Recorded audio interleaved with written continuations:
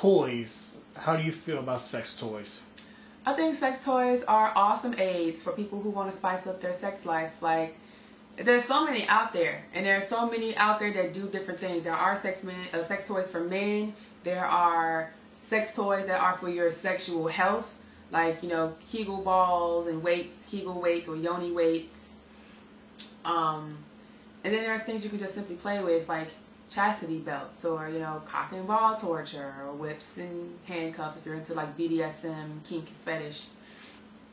And Promescent, you was talking about that on your Snapchat. Now, see, Promescent is a desensitizing spray, and it is a medicine, and it's over the counter. And for men who deal with coming too soon, you know, early ejaculators, for men who have extremely sensitive penises, you just put on a spray and it desensitizes. It doesn't numb. Like, in adult shops, they do sell numbing creams, and men will use them, and then when they put it on, they will lose sensation, which can also make them lose an erection because they just can't feel anything.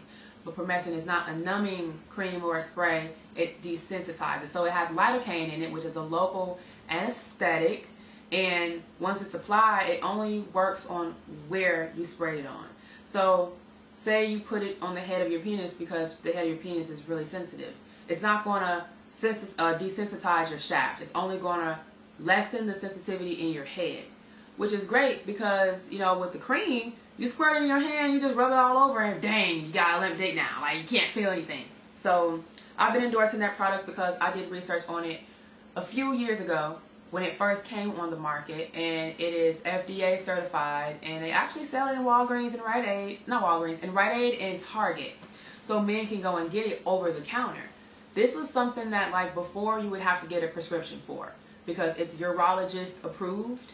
So you would have to go to your doctor, talk about it, get referenced out or referred over to a urologist, and then a urologist would write a prescription and then say, okay, use this product. But now you can just go walk into Target, get one off the shelf, or you can go on their website, promescent.com, and get your own. Get a trial size though. Don't get a full bottle without at least trying it out. People's sexual fantasies. Everybody wants a threesome. What is your take on that? It's funny because I had a conversation with Sarah J about it. She was like, you want a threesome? Just hire a hooker. Which is funny because it's true. Like, you could totally do that as an option. But I feel that everyone just wants to know what it's like to have a third person within the equation. They just want to see what it's like to have group sex. Because you do it so much with a second person, why not add a third and see how it shifts the dynamic? And I think that each person going into the threesome has a different idea of what they like, what kind of experience they want, and they also have a different reason for why they want to do it. Like, for some people, it's all about ego, like seeing if they could have sex with two people at once and still be able to, like, stand up. Some people want to see how their partner performs with another person. And that too, like, you have to make sure that you and your partner are on the same page for why you're doing it. Because if you're going into it with secret intentions, they will manifest and come out later, and it will not be good. A lot of people want to have a threesome, but the main thing they're scared of is, are they going to run off with that person that we brought into the bedroom? And so I tell people all the time, because I'm actually working on a book about how to successfully achieve a threesome. For the person or the couple that's completely vanilla, like they have normative sex, they don't swing or anything like that, they don't really go to conventions like an Exotica, like they're just regular, average, everyday, run-of-the-mill people who have a, you know, regular sex drive. Maybe they have sex once or twice a week, if that. If you're trying to spice up your sex life and have a threesome, there has to be prep. You can't just think like you can go to a party or call up one of your friends and be like, let's have a threesome and it's just going to go down. There are steps to it, and you have to prepare mentally, physically, and prepare your space too for what's about to go down. You got to have rules. I know everybody wants it to be spontaneous, where it's like you and your partner are out for an evening, you meet this hot chick and she's like, let's go back to your place, and then it happens. But that's fantasy. In reality, you have to prepare.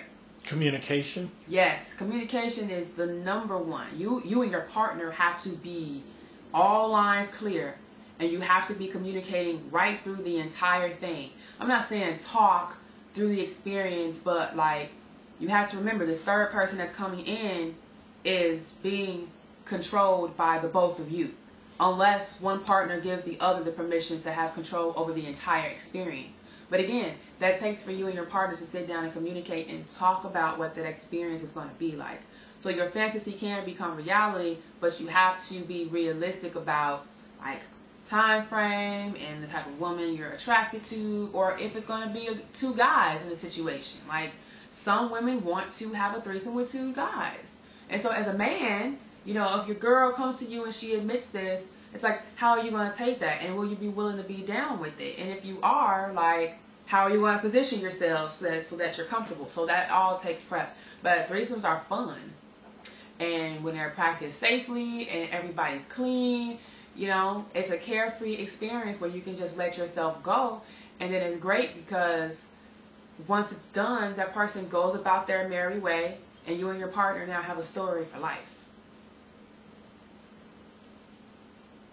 How do you feel about subs and doms? Because I'm hearing so much more about that these days. I'm just happy that the subculture of BDSM is finally coming into like the mainstream, thanks to like 50 Shades of Grey. Even though I don't think like that series is that hot erotically, but I'm happy that she was able to move this conversation into a mainstream space. It's something that's been going on for decades. It's been around since forever, honestly, that like the act of BDSM. So it's nothing new, but it's just always been underground and secret. And I know a few doms, I know some subs, and it's all play.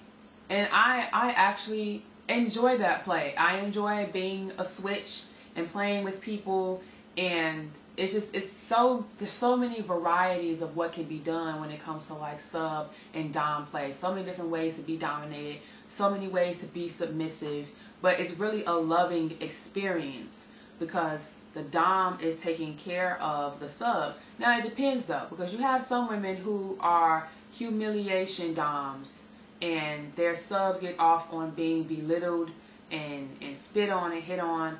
That's not loving. That's actually more like sadism. But the part, there is a part when you leave sadism as it is, but there is a part when it comes to being dominated or being dominating that's all about acceptance and responsibility, because that person is completely submitting to you for everything. But it's enjoyable though. Like if you are into that and you can let yourself go, it can be a peaceful place.